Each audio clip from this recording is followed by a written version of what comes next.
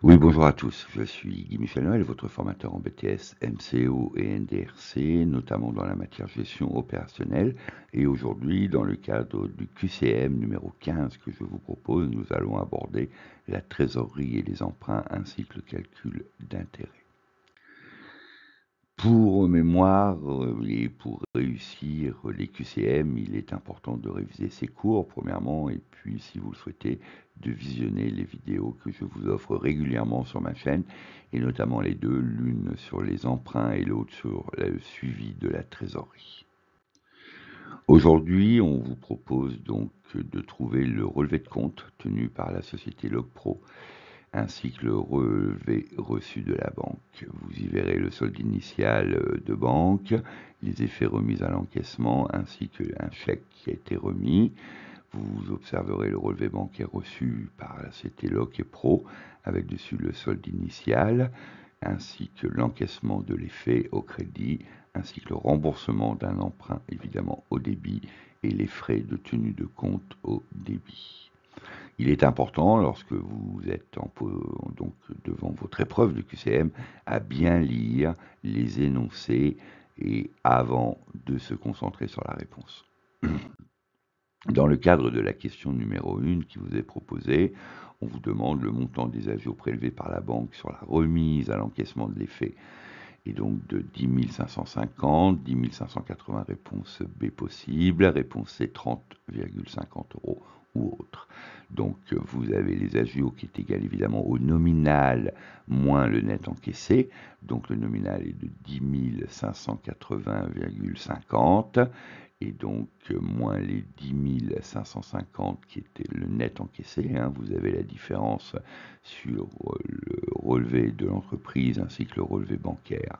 Donc la différence est donc de 30,50 euros. Réponse C. Je vous invite à bien regarder les éléments que l'on vous confie dans le cadre du QCM. Vous avez en haut donc l'effet remis à l'encaissement 10 580,50 et vous avez en bas dans le relevé de la banque au crédit 10 550. Donc vous faites la différence entre les 10 580,50 moins les 10 550, ce qui vous donne le montant des agios qui ont été prélevés par la banque, donc pour rémunérer son travail. Merci. La question 2, on vous propose le montant remboursé sur l'emprunt. Donc trois possibilités. La première, 5 374,88. La deuxième possibilité, 5 720. La troisième, 6 065,12 ou autre. Donc on revoit toujours les documents qui vous sont donnés. Et donc nous avons le montant remboursé sur l'emprunt qui est égal aux annuités moins les intérêts. Donc on a 5 720 moins 345,12, soit 5 374,88. Dans le cadre de la question 3, le solde final réel au 31/12 est de 16 533,08. Deuxième possibilité, 18 267,08. La troisième possibilité, 17 421,08.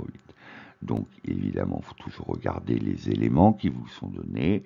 Donc nous avons 18 267,08 moins les 7 504,40 est égal à 10 762,68 ou bien 16 533,08 moins les 30,50 d'agio moins les 5 720, donc du remboursement d'emprunt, égale, donc et les moins évidemment 19,90 qui sont les frais de tenue de compte, soit 10 762,68, donc deux possibilités de calcul.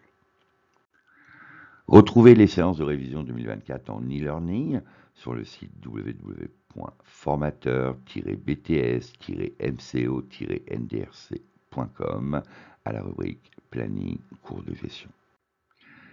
N'oubliez jamais que le succès à votre examen dépend de deux choses, votre travail et votre ténacité, ainsi que votre capacité régulière à vous entraîner.